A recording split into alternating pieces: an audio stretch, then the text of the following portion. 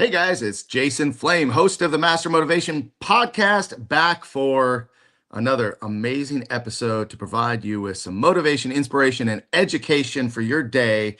It is Thursday, September 25th, 2025. And I got to say, this interview took me a little while to get booked and get here live. So let me introduce our guest. This is Mr. Troy Brown, who is a now retired city manager with over 30 years of service in local government, most recently leading the City of Moorpark until June of 2025. Throughout his career, he guided communities through complex budget challenges, spearheaded major infrastructure improvements, and advanced economic development projects that created thousands of jobs. Troy has held leadership roles in Riverside, Elk Grove, Livermore, and Tracy, earning recognition for his collaborative approach to governance and dedication to public service. He also served as president of the International City Management Association, representing over 11,000 executives worldwide, and was named California City Manager of the Year in 2025. Beyond his professional achievements, Troy is a devoted husband and father who enjoys golfing, boating, and traveling with his family. Troy Brown, thanks for finally being on the show. Thanks, Jason. Thanks for having me, man, and thanks for your patience along the way. It's been, as you can imagine, it's been a whirlwind since I've retired, but things are definitely settling down. Well, man, you've already been on some vacations. You've been golfing already. Like you're living the life now. Yeah, it's good. I had a plan, and so right now it's sort of I'm right on track with that. Definitely didn't want to sort of just retire and sit on the couch all day. But have really sort of taken advantage of the opportunity to rethink my life, where I'm going with it. It's been great. It's been an amazing journey, and I'm really happy to be on it. Well, I'm excited to help share your story and talk a little bit about you and the impact that you've had in not only our community of Moorpark, but communities throughout California. And we got someone watching already, believe it or not. He's been texting me all morning. When is it coming on? Rick Broadsley. Rick. Keeping it 100. What's up, Rick? Thanks for watching. Rick, if you have any questions or anybody else watching live has any questions, please post them in the comments. We will take attention to those questions and comments. And also do us a favor, share the video if you're watching live and go to YouTube and subscribe to Master Motivation Podcast. Would really appreciate that. So Troy, let's just jump right in and tackle that first question. After more than 30 years in local government, what are the leadership lessons that stand out most to you? I think most to me, in terms of at least the space that I was in, it's people. You really have to care compassionately and deeply about people on all levels, be it, the residents that are in your community. And I mean, truly understand what their issues are and take heart to them. The other one, that relates to people is the employees in the organization. Fortunately, I never had to produce a thing. I was never measured by a bottom line. Right. And other than strategic planning, I didn't have an output that I was trying to achieve. So a lot of, if not 99.9% of what I was able to accomplish in my career was because of people either around me or supporting me through various mechanisms. And then people, that sort of I worked for, council members. They're just people sort of at the end of the day. And if you sort of ever lose sight of that, and getting too far down involved in an issue or a value, that's sort of where city managers struggle. At least for me, I was always sort of able to put my true north right back toward, people. And I think that compassion really helped me throughout my career. I never lost sight of that. When you first started with the City of Moorpark and you came in, like right out of the gate, I could tell that you are a people person because you wanted to be amongst the people. I mean, you could very easily do your job from the office and hand the orders down.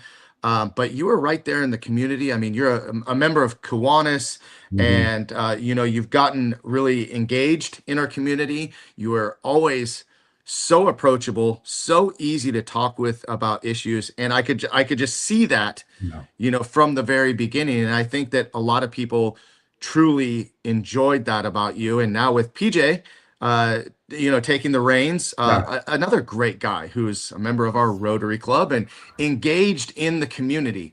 I don't know if we always had that because I just don't remember a lot about what was going on before you came on board. I mean, I've been in Moorpark since '93, but not nearly as engaged as I could have been. Yeah. But that's just something that I noticed you right away. So I really appreciate that. And Jackie's watching and said that you've been so instrumental in changes for many aspects of our beautiful city for the better. Yeah. What is your greatest accomplishment in your eyes? Ah, man, in my eyes, that's a tough one. Because a lot of the accomplishments that I got done were at the direction of the council. You're going to hear me say that a lot, but having a focused, driven council truly makes the job of an administrator relatively easy. But you do need a manager to provide some continuity as those council members change, right? So I guess for me, I think one of the things that I'm most proudest of, I guess it's two. One is that general plan process. I think that general plan process, the reason I'm so proud of it is because that document and the process that we went through to chart our course for the future here really was homegrown, and it was all about people. And I think that it's gonna live for 30 years, no matter what happens. That general plan guiding how we're going to look and feel and play and work is going to guide our activities over the next 30 years. So I don't think there's a much more of a consequential project that this community in particular has gone through. And I think that Moorpark was ripe for that conversation, because when I first got here, it was really funny. People would always come to me, as you mentioned, I was going out and meeting a lot of people. And one of the things I got was, what's your vision? Where are we going? It's like, well, that's not how this works. Where do you guys want to go? Right. Right.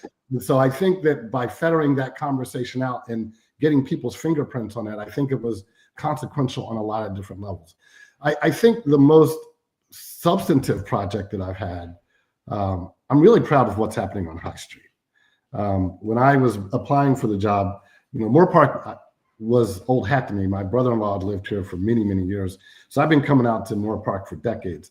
And when I was applying for the job, I drove down High Street. It looked exactly the same as I remembered it, minus the rock and roll pizza, back in the early 90s. So I thought that, man, having seen a lot of the downtowns around California and around the world, I thought that there was so much potential for High Street to be this place, this gathering place. And downtowns are so critical to the overall health and welfare of a community. I thought it had so much potential, and to see that actually coming to fruition. I was down there last night over at the creamery having some ice cream. To see that coming to fruition, I think is incredibly consequential. Well, those are two major accomplishments. And let's talk about the general plan. I mean, the general plan has not been updated in how long, or is this the first time? Comprehensively, this is the first time it's ever been done comprehensively, top to bottom.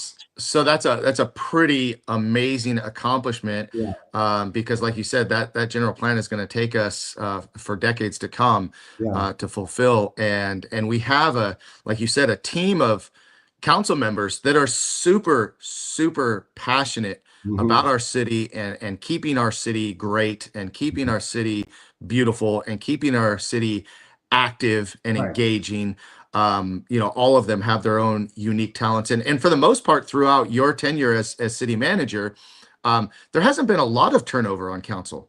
Oh, there actually was. I was only here 7 years, and I worked for 11 different council members. Wow. Yeah. Okay. So the council. It feels like they've all been on council forever. Yeah, no, not in a bad way. It was Ken Simons, Roseanne Micas, Janice Parvin, Mark Van Dam, and David Pollock. Okay. Those are the 5 that hired me, and that's complete. None of those guys are still on council. Wow. So that's kind of crazy, because I'm thinking it feels like we've had, but all of those people that you named too, also super passionate about our community in their own ways. And, but I think right now we've got a really solid, cohesive council. And I think that that's really important too. Quick shout out, Dallas Lawrence. Thank you for watching. You're welcome to come visit Moore Park anytime you want. Come and Absolutely. man, Spend you come lots and of money, train with us. Dallas. Yeah, there you go. And now there's now you got High Street to start spending a little more money at. But talking about High Street, um, it's a hot topic really because there's some people that really love it, and there's some people that are just not with it yet. And I say yet because I think people are really hard to accept change, and hard to just to see it. You're used to it one way when you're growing up, and Yep. now it's going to be totally different. But I personally think it for the better. And like you said, a downtown is pretty important to a city. We need a little bit more life. Yep. It can't stay that quiet ghost town. In order for our city to grow and to flourish, we need more homes, we need more businesses, we need Right. all of that, right? Right. So talk about that a little bit, the pros and cons of both. Well, a lot of things, what local government does is try to find a balance between those values and those different opinions, right? And so, as it relates to downtown in particular, it's no different as it relates to High Street. It's no different than any other controversial project that you put out there. So, I think there's a couple of keys to the success of that. One is you have to have. There's some commonalities that I think we can all agree on, right? The commonality is that High Street's going to change. The city does not develop properties. We own some properties down there, sure, but there are a lot of property owners downtown that they really have the right to do sort of what they want to do with their property. And whether the city likes it or not, they're going to change. You will have landowners to change. You'll have interest to change. So the conversation around what downtown is going to look like, if we can start with the fact that it will change eventually, whether we like it or not, the question then becomes, what do we want it to look like, right? Mm-hmm. Therein lies the conversation. And we can agree or disagree on certain aspects of it, but we can't say it's going to always exactly be the same. Even if we say it's never going to change, some of those buildings are going to get older and need to be replaced. What goes there, right? Mm-hmm. Those are conversations that you sort of have to have. And if you can get away from sort of, I just want things to stay the way they are, try and understand what drives that. And then you try and say, okay, if it were to change, do you want to have some say in that? Do you want to have some control over what that looks like? And those are common things that we can all agree on. So ultimately, I think what it looks like is going to please some people. It won't please some people, but ultimately it was going to change anyway, right? Mm-hmm. It's very different than it was back in the early 1900s. And it's very different today, I think, than it's going to be in 2030.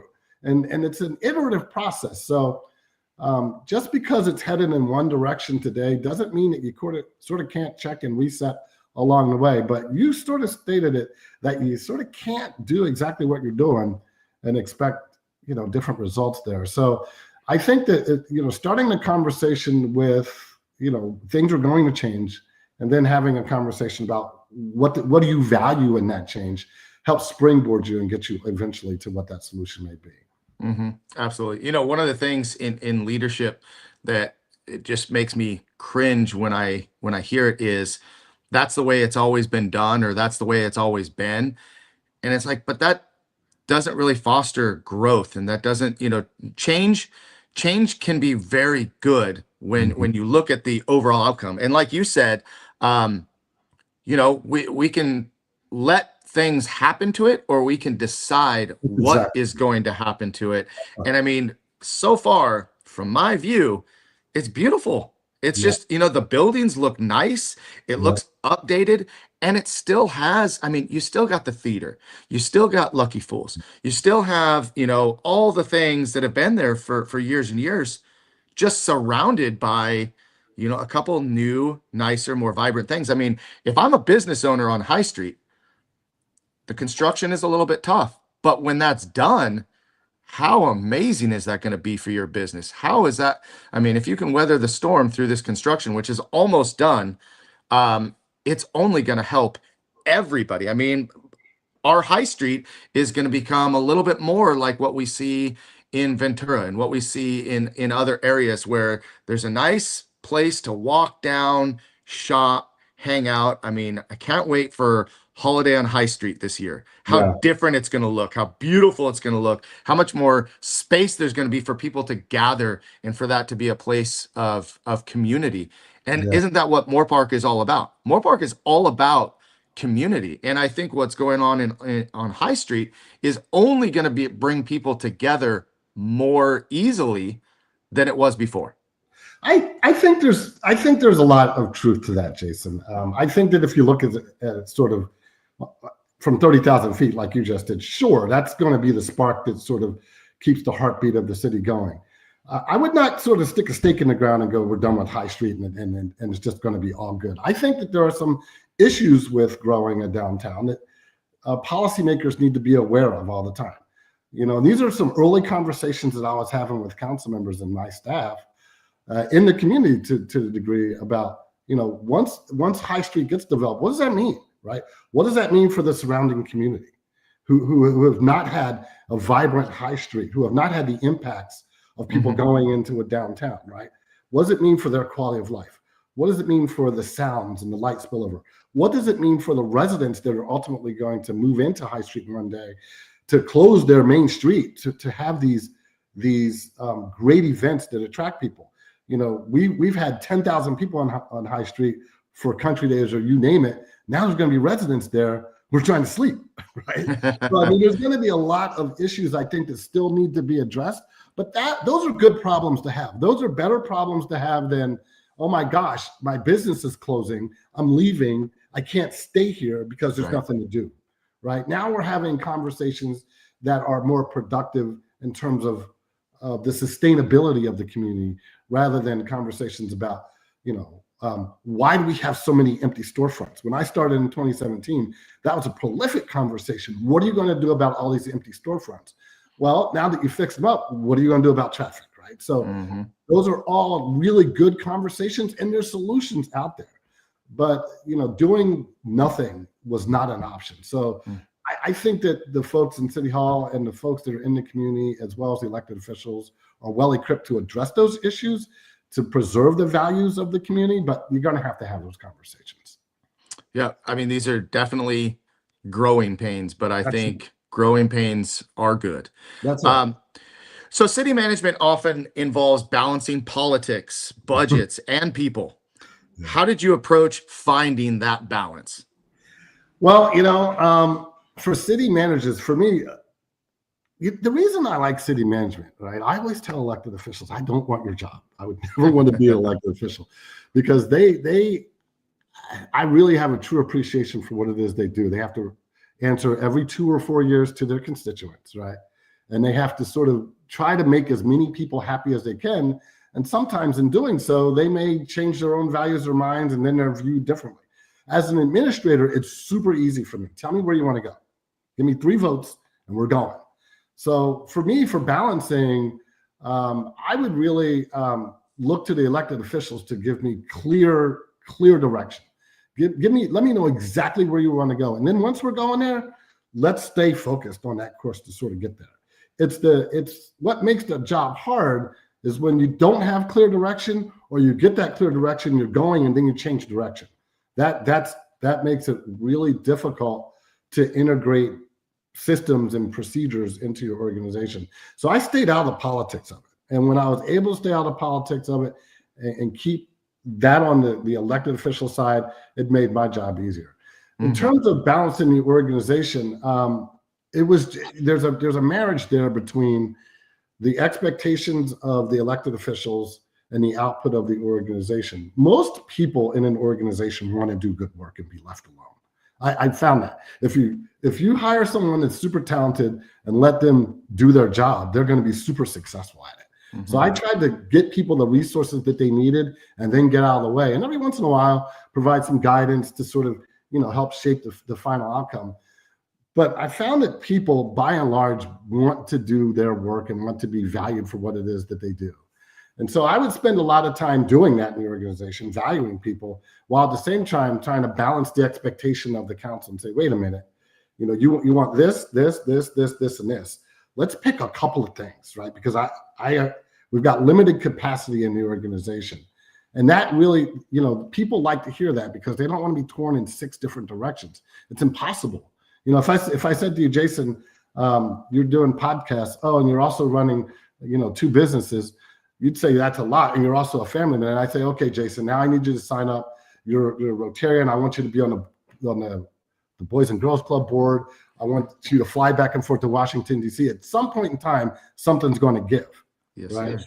And so I try to create that environment for the employees as well, and trying to provide some balance in what they do and the expectations of the council. And I was fairly successful at that most of the time, not all of the time, but most of the time. And as it relates to budget, I took a personal approach to this. Back in 2009, when we started downsizing organizations because of the housing bust, a theme among government then was, we're going to do more with less.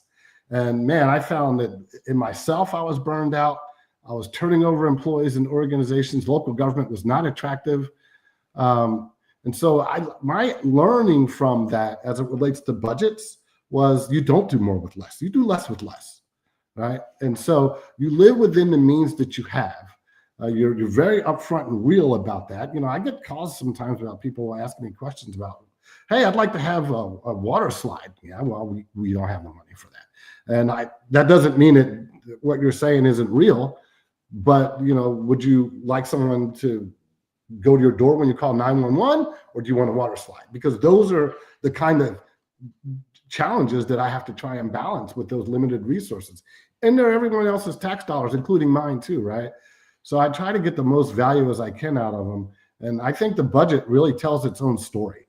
I didn't really have to get it out there. If I looked in your checkbook today, I could tell you where your priorities are, right? If you look at the city's budget, you can see where their priorities are. So it tells its own story. It was fairly straightforward for me to balance resources.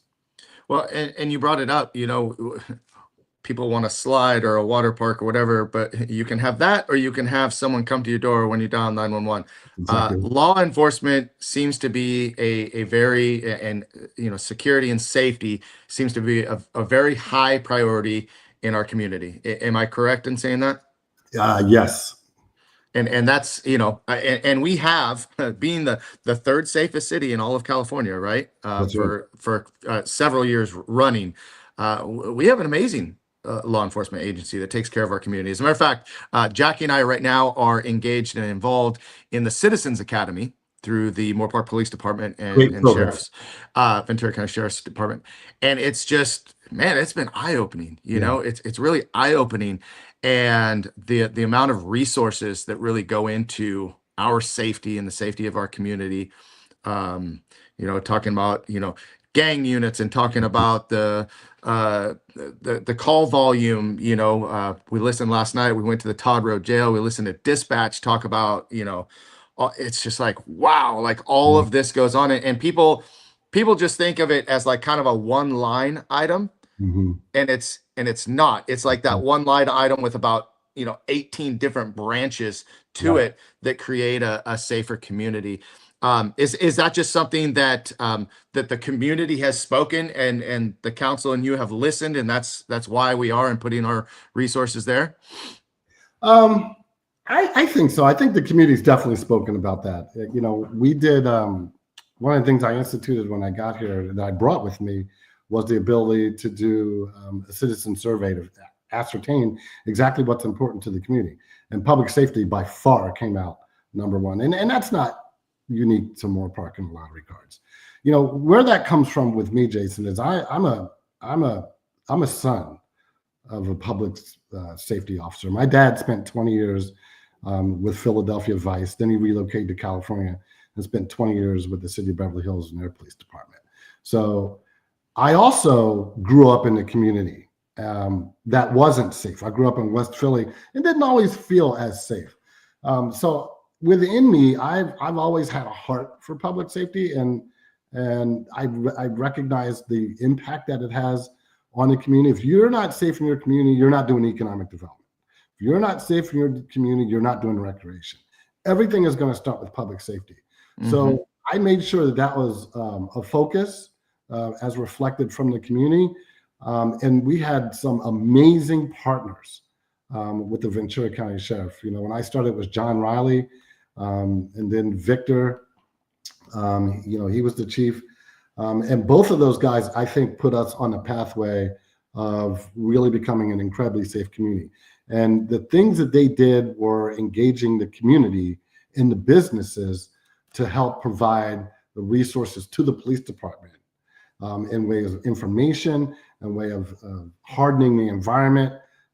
All of that stuff matters. And I think it was collectively those guys in law enforcement knowing how to address that issue, as well as the city providing them with some additional resources to augment their services where they needed to be, as well as the community coming together and going, no, this is important for us, and I'm going to report every crime, and I am not going to chastise the police. We've seen some ebbs and flows with how people feel about public safety over the years, except for fire. Everyone loves fire.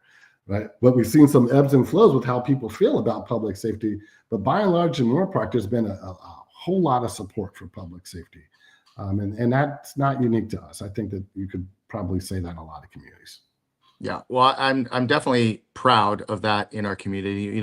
As a homeowner, as a business owner, Mm-hmm. I mean, like you said, without a strong public safety, you're not really putting attention on the other things. And who wants to buy a home in a place that's not super safe? I mean, there's a reason why the value of our homes are just climbing and climbing and climbing. We're one of the most desirable places to live in all of Southern California. I mean, it's pretty amazing that people seek out good old little Moorpark, to live, but because it's safe, because we have good schools, because we have all the amenities that we have. The recreation department offers a ton. Yeah. But I was surprised to hear, again, going through Citizens Academy, we put a lot of time, resources, money into our law enforcement. But like, for example, our canine unit is completely self-funded by donations and not part of the budget. I was like, wow, and that's the canine unit is a pretty big part. So, when people are saying, well, we're spending too much money on that, it's like, well, there's some areas that are still not fully funded. So, Right. yeah. So anyway, hey, I want to take a quick break. We're right about the halfway mark, guys. So just a quick shout out to one of our sponsors of the show. Check it out. This is Raptor Extreme Karate.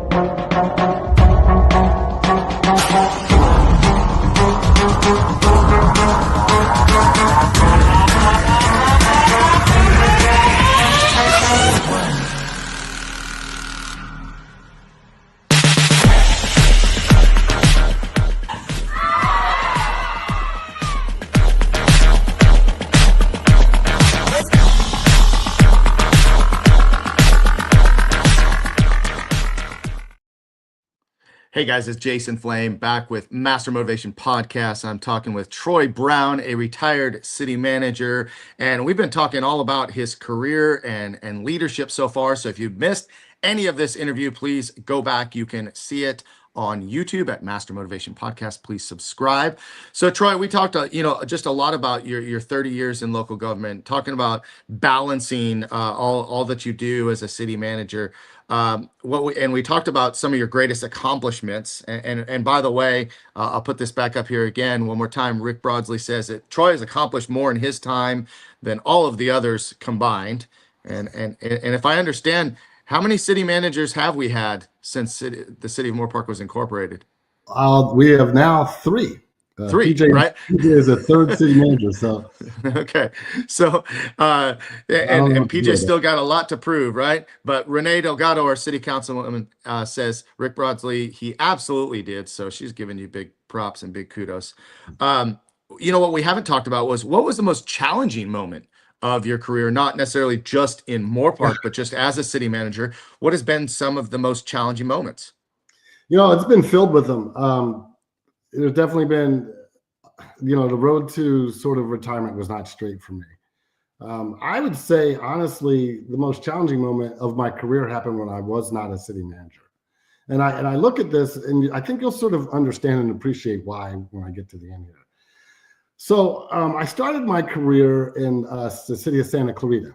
And I was there. I had, by all accounts, was probably going to retire from there. Great organization. City was new. I spent like 9 years there.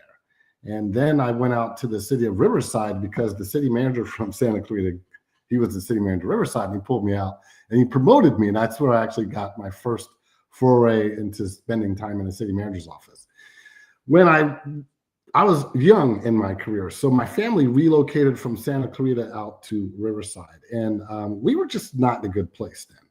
And looking back at that, I think that removing my wife and myself from everything that we'd ever known, all the friends that we'd ever made, and relocating us out to a place that we've never lived before, and putting us in an environment where here I am working 12 hours a day, the breadwinner in my home with 2 young children. I think my son was 7 and my daughter might have been 2. So my wife was basically at home raising the kids.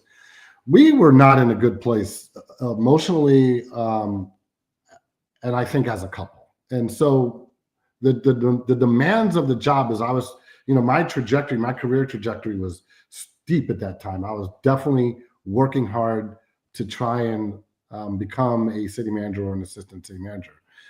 And so we weren't as close as we could have been, my wife and I, and we didn't know that until we were in that environment. Now, ultimately, after about 18 months in Riverside, we had a house fire. My wife was going to a softball game in Palm Springs, and we had a garage door opener that shorted out, caught on fire, and fell into a boat that we had in the garage. And so our garage caught on fire. It was brutal.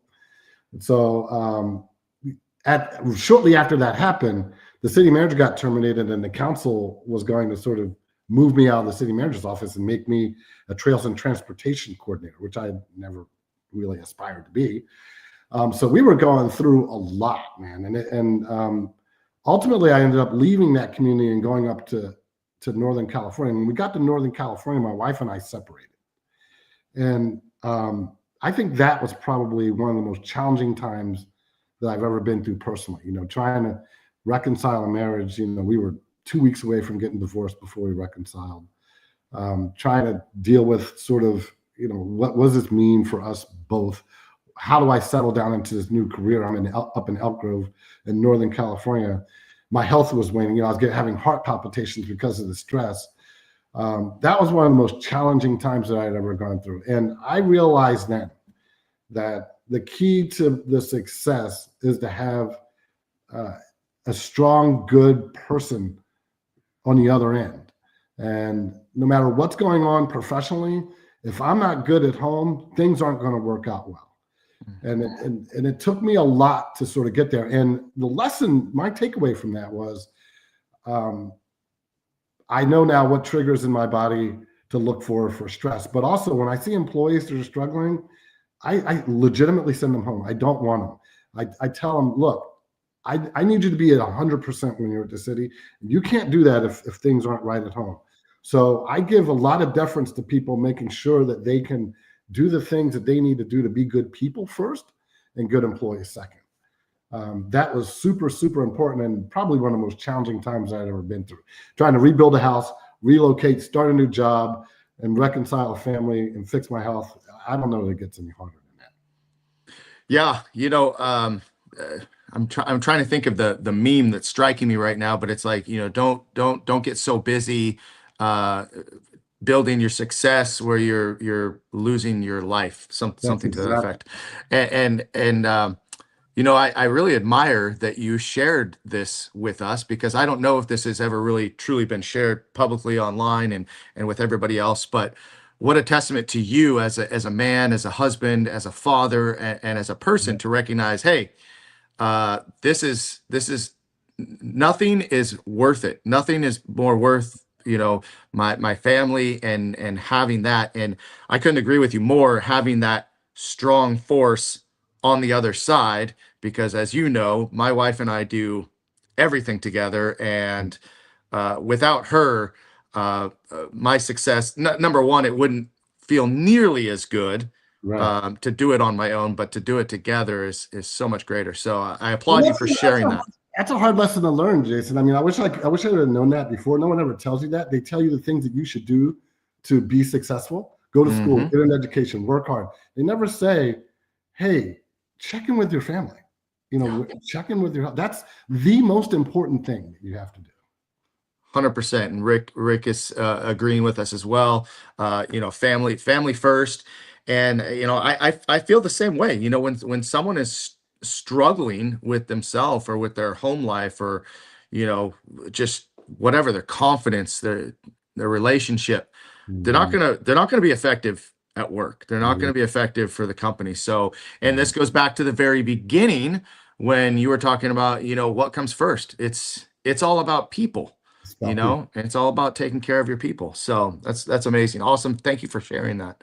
Um, God, we're not getting to all these questions, Troy. Mhm. We're having a good time, but we're not getting to all these No, questions. I but can tell you you that. got a couple in there that are really good. Yeah. Well, let's try to talk a little bit more about what do you think residents often misunderstand about the role of a city manager? I wish we would have started with this in a lot of ways, depending on who looks at this. A lot of people don't even know what a city manager is, Yeah. right? So you have to have that elevator speech. And I tell people, well, you know who Mark Zuckerberg is? And they go, oh, yeah, I know who he runs Facebook. And you know who Bill Gates is? Oh, yeah, he runs.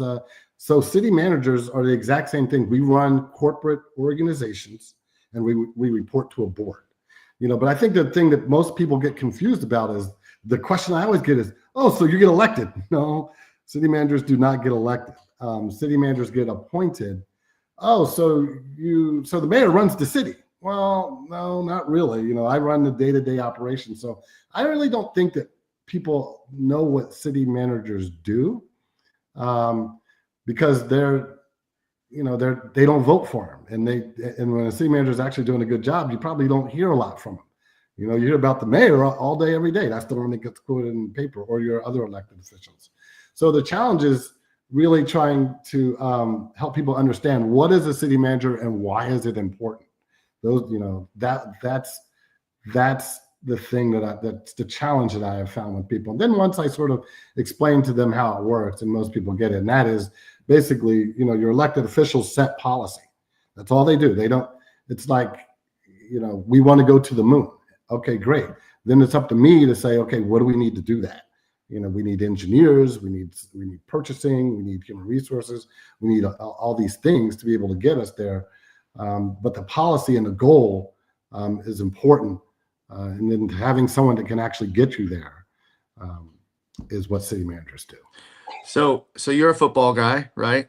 I mean, if I'm looking at it, do you consider yourself more like the coach or like the offensive defensive coordinator, and then you got your players? I can. That's great, Jason. I love football, and that's one of the analysis that I use. I consider myself the coach, right? And then the owner is up in the box, and that's the council.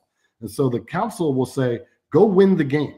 And what do I do as a coach? I say, "Well, gosh, okay. Well, first of all, I need an offensive coordinator, defensive coordinator, special teams.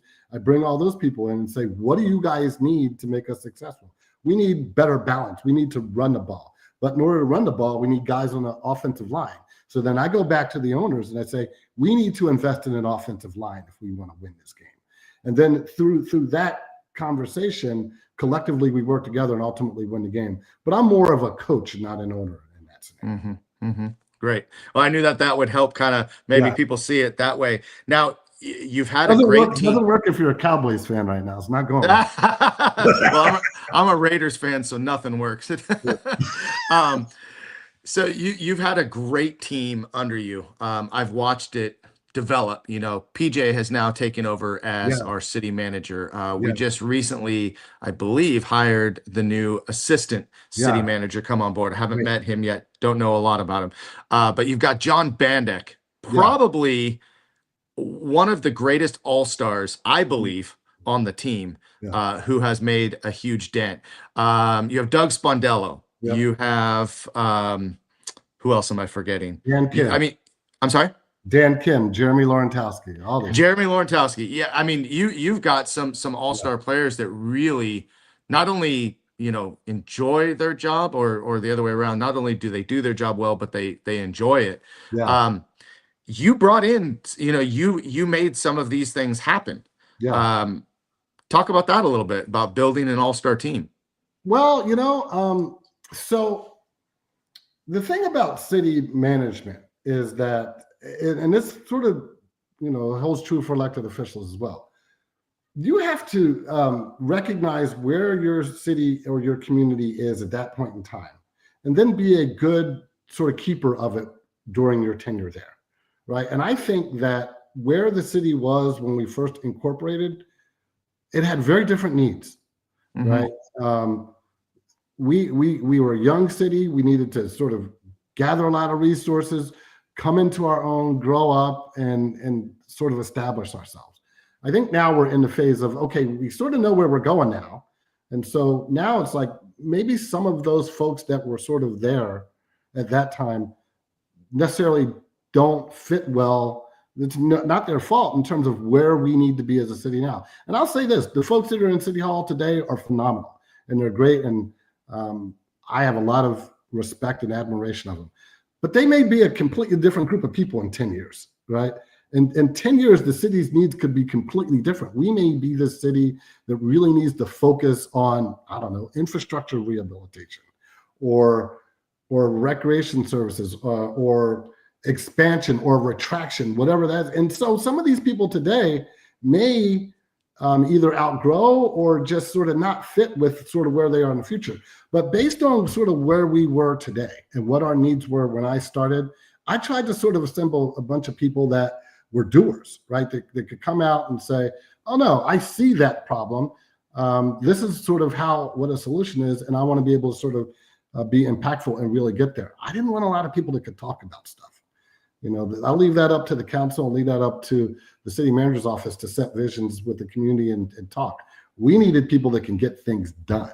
And so that's what sort of, I think, drove a lot of the culture that I was looking for. I'd sit down with people before they started, every single employee before they started in the organization, I would meet with them. And I would ask them questions like, what motivates you? And that spark, being able to see that spark of, yeah, I can get things done, really boded well for the city for this moment in time.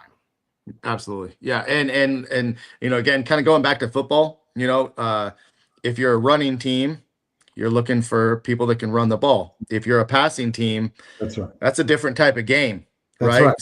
So depending on that time and what we need and the coach, because now PJ comes in, and although he's worked with you and under you for so long, I'm assuming that legacy continues, but I'm sure that he has his own vision and things that may change, and so players may change. And by the way, I dropped a bunch of names and I did forget one. Brian Chong is just another man. Brian has always, for me, has always been such a great source of information. And what I've always appreciated is that, again, everyone on the team, sometimes cities get a bad rap for whatever reason, as far as, not business friendly, not approachable. I've never, in all the years that I've been here, I've never had that problem as a business owner where it's been, a super big challenge. Running a business and starting a business is hard anyway, but I think that Moorpark is a pretty easy place to do business and a pretty easy place to, we're small, right? 35,000 people, 36 maybe ish. And like every person that works for the city and everybody on council is approachable and easy to talk to. Like, I don't know, I don't think you get that in some of the bigger communities. So anyway, just a shout out to that.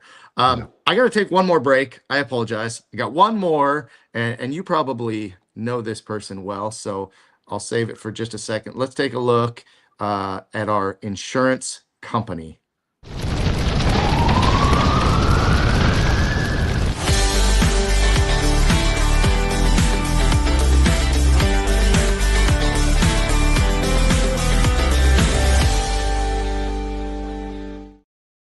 Ah, Big shout out to Insurance Brokers West, Daniel Groff, one of my greatest friends, and former city councilman.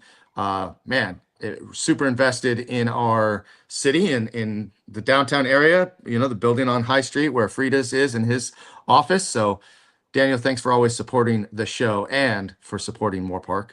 But back to Troy. We've talked about everything from your career to just the community impact that you've had, and so let's talk about the future. How do you see the future of local government evolving, especially in terms of transparency and community engagement? We've talked about community engagement, yeah. and I think we're right in the pocket there. But let's talk about some of the other things as well. Wow. The future of local government, I think there's a lot there, Jason. I'm going to come at this from two perspectives. One perspective is the city management perspective, and then the other perspective is going to be the elected official perspective. City management, it really started back, gosh, I want to say sometime around 1917 was the first city manager, but it really didn't take hold. And you saw these communities start adopting this council manager form of government a lot in the 60s and 70s. And the whole premise there was to put a professional person in charge of the day-to-day administration to fairly and equitably deliver services across the board. Because prior to that, more often than not, as we came out of the progressive era, a lot of the distribution of local services was consolidated in one person, the mayor. And unless you had a friend or were a relative of the mayor, you weren't getting a contract or a service. So through the progressive era, people said, no, we're done with that. Let's put a professional manager in charge. I think that one of the challenges with this notion is that because it's a relatively new form of government, I think there's a shift right now toward elected officials with hyper focus. People are looking at elected officials in a very polarizing way and a very demanding way in terms of services of what you want from your elected officials. They, as well as me, more often than not, view elected officials as the end. You're the one that's going to be accountable.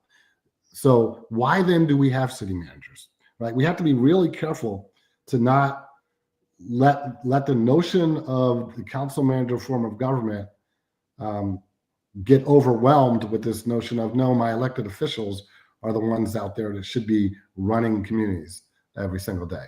And I say that because, look, there's some capable elected officials out there. I'm not sort of saying that they're not smart enough to do it by any measure. But I've been trained in local government. I have my master's in public administration, my undergraduate in political science. A lot of the elected officials I work for aren't. They're professionals in their own right. They're either real estate agents or scientists. I've worked with scientists. I work with law enforcement. I've worked with business owners.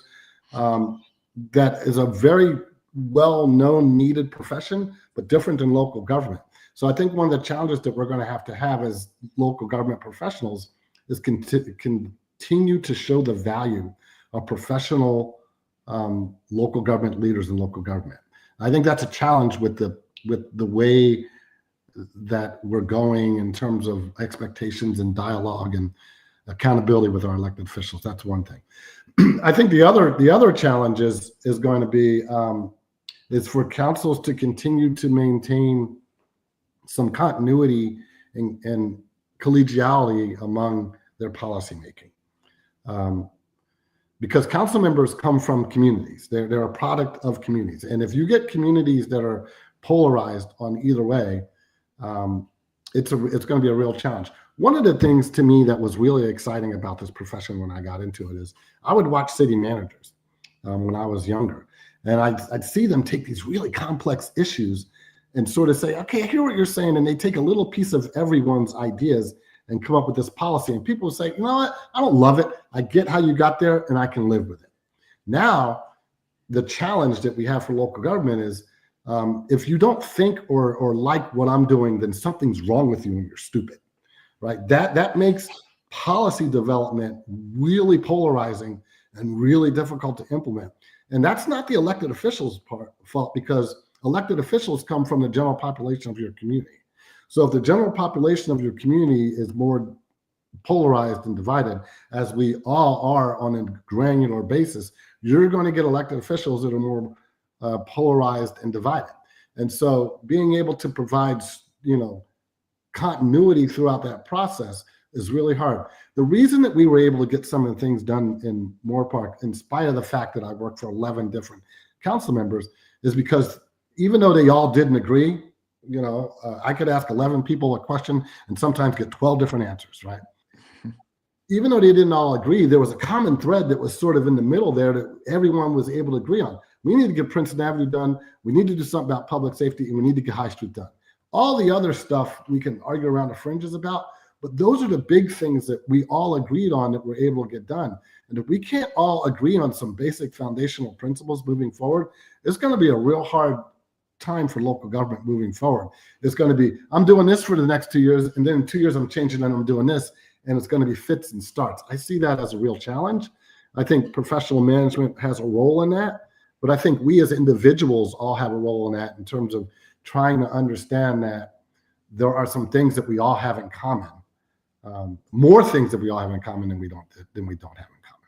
Mm-hmm. Mm-hmm. Well, I mean, that's a lot of information for everybody to digest. As I'm listening to all of it, I can't help but think that one of the common things you hear in Moorpark is this quote unquote good old boys club. Like, things only get done like you were saying, like, if you know the mayor and and it's like, how do we debunk that theory, and how do we educate people? Because I'm sure at some point in every city that term comes up quite a bit, but it just kind of gets under my skin a little bit. So I thought maybe I'd let you address it and see, how do we debunk that? You debunk it with actions, Jason. I mean, I hear that a lot in every single community. Well, the only reason this got fixed is because of this. So no, not actually. I mean, if someone has a problem, the way that I debunk it, people would call and say, my tree needs to be trimmed. We go out and look at it. We have objective criteria, and your tree needs to be trimmed. We trim your tree. And you do that. You can't do it through words. It has to be done through actions. And the only way that you can really sort of debunk that is say, get offline. If you have an issue, call the city. Chances are, if it's an issue, they'll take care of it. Right? Stop posting on a rant group. Yeah, go call the city, and they will. If it's a real problem, they'll take care of it, or they'll explain why. And you do it sort of one person at a time. There's so much noise out there. You just debunk them one at a time. Well, and again, I'll just go back. Like, I mean, anytime that I've ever had a challenge, I make a phone call. Anytime someone's brought a challenge or a complaint to me, make a phone call. Yeah. You know what I mean? Like, it's really not that hard, but I think it's sometimes easier for people to kind of just put it out there and hope that it's gonna get fixed. But like, we have a great group of leaders, people that are willing to make changes, and it's literally as simple as a phone call, I believe. And we can't. I'm not gonna discount the fact that there are communities out there and instances where people get things done because they know people, right? So if that's what someone's perception is, the only way you're going to change that is to fix their problem, if you can. So, yeah. So you've been recognized with some of the highest honors in your field, including a very impressive one, right? California City Manager of the Year in your final year. How cool is that? What do those acknowledgments mean to you personally? A lot of those, in reflecting on it, Jason, they mean a lot. I mean, at the time, it didn't really mean that much because it's never me. It's always people around me. But in sort of looking back on that, I mean, that's my peers who I have a tremendous amount of respect for, recognizing me for the work that I'm doing. So you can't ever take that stuff away from me. And it does make me feel good. Certainly was never the motivating factor to sort of making communities better. But it's nice that, the profession recognizes the work that you put into it. Because a lot of people, aren't impressed with the fact that we did a general plan. It's like, of course you did a general plan, but there's a lot of work that goes into that. So it makes you proud. And you said it yourself earlier in the conversation that, people need to be recognized. People need to be given the spotlight at times to feel better about doing their job. I mean, it's probably not going to make you do your job any differently, but it is going to feel rewarding to know that, hey, my peers or my superior noticed and recognized me. And I think that as you were talking about creating your team and bringing your team up, this is one of the areas that you seem to have been very successful in recognizing other people. So how appropriate is it for you to be Yeah. recognized for what you've done as well? So congratulations. Hey, thanks, Jason. So there was a question that you posed that I really want to touch on. That sort of, I think we can dovetail right into that question, because I think serving as the ICMA president afforded me a unique opportunity to see a lot of the world, man. I logged, during my year as ICMA president, I think I logged nearly 70,000 air miles, just flying around the world, meeting with members and going to different countries. And so one of the questions that you sort of asked was, what are some of the challenges that other communities are sort of facing out there? And one time, this was stunning to me. I went to New Zealand to a conference as the ICMA representative about 2 years ago, maybe 2 years ago or 3 years ago. And at this conference, it was really weird. I mean, America was going through a really challenging time here with our polarization and some of the issues that we were facing coming out of COVID. And it just felt like it was overwhelming. And so I went to New Zealand and I was talking with other local government professionals over there. And so I walked away with three main issues that were facing the New Zealand government at the time. One issue was the polarization of their government following COVID, right? Because they came up with these closure rules and basically closed the island down to not let people come and go, which had an impact on their economic development. And there was a lot of political division over that. And so they were trying to reconcile sort of, what does that mean? And I'm like, yeah, us too. And so the other thing that they were dealing with at the time was housing. The price of housing in New Zealand was just off the chart, because New Zealand is basically an island that's sort of shaped like a triangle. So anytime you build something, it's on the side of a hill. And it's really, really, really expensive to build housing in New Zealand. And they don't have enough housing to support their population. And people are leaving because of it. It's breaking up families. So they're like, we've got to find a solution to make housing affordable in this country. And I'm like, wow, us too, right? That's us too.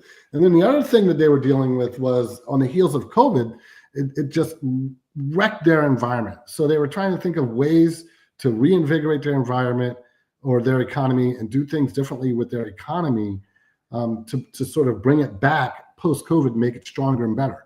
And I'm like, wow, us too. So these global issues that feel like, it's so unique to us, because I get it, man. Look, you go to the supermarket or whatever, and you look at your checkbook, or you look at your family and you have kids that you can't get into a house.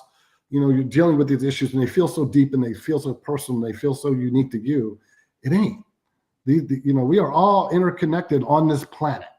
And so the issues, the global economy issues that face us in Moorpark face everyone else. And so how you deal with that, I think, is where the solution lies, because each economy is different.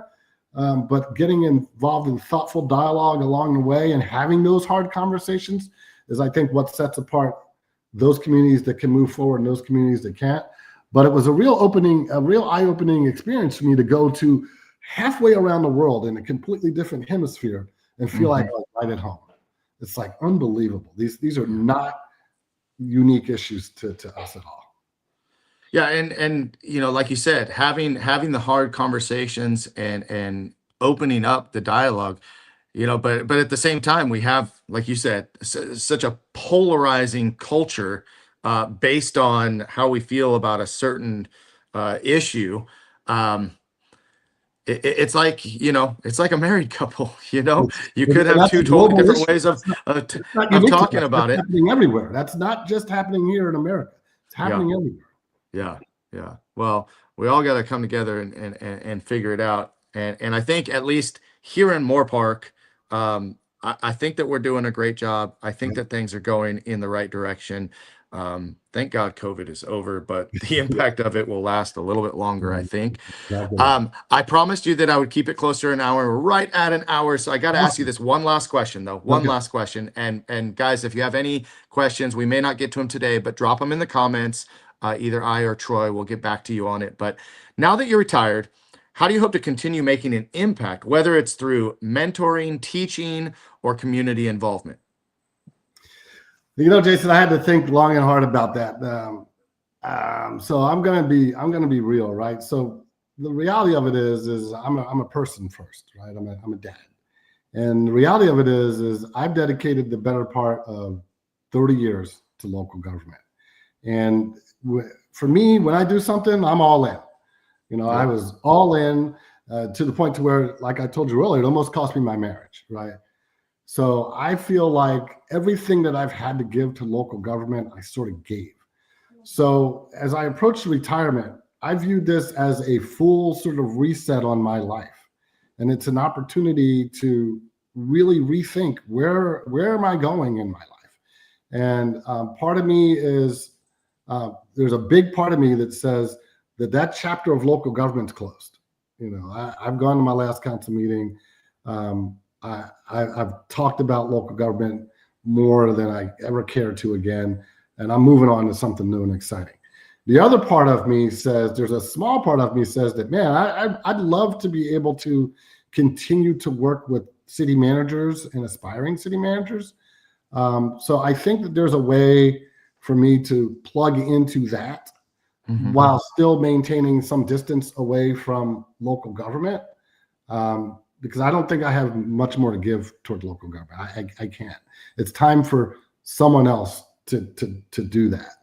And so as I'm on this journey of retirement, I think I'm still finding my place there.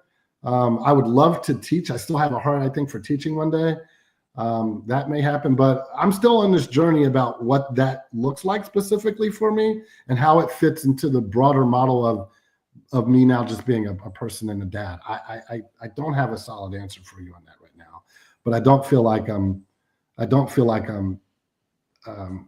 at this point sort of willing to commit to sort of giving back to, I don't know what that looks like yet. Yeah. Well, hey, 30 years, right? 30 years in this profession and career, and you've given a ton. Public service is like you said, an emotionally um, it takes every bit of you, because, and especially like you said, the way you do it, which is the only way I know how. It's either all in or not in at all. When you put your heart and soul into it, you've given all that you have. I know that you'll continue to inspire people. I know that you'll continue Yeah, to advise people yeah, and mentor people in some way. And you're still here in our community that's right. in Moorpark. So there's plenty of stuff to do with Kiwanis or otherwise. So yeah, That's I know that we're going to see you for years to come. But right. Troy, we're right at that hour. So thank you so much. I appreciate your time. Appreciate you sharing with us. I learned so much more today about you and appreciate you even more than I did before. So I hope that everybody that watched this, especially if you're here from Moorpark, can appreciate this interview and will share it far and wide and let people see this. And for anybody else in any other community, maybe share it with your city manager or share it with your community. I think there's been a lot of great information shared today. So Troy, if you got a minute, stick around. Otherwise, I'll catch you another time. But guys, thank you for tuning in to Master Motivation Podcast with Troy Brown, our retired city manager. I hope everybody has a great day and a great weekend. Thanks again, Troy. Thanks, Jason. All right, guys. Stay well. Talk to you soon. Bye-bye.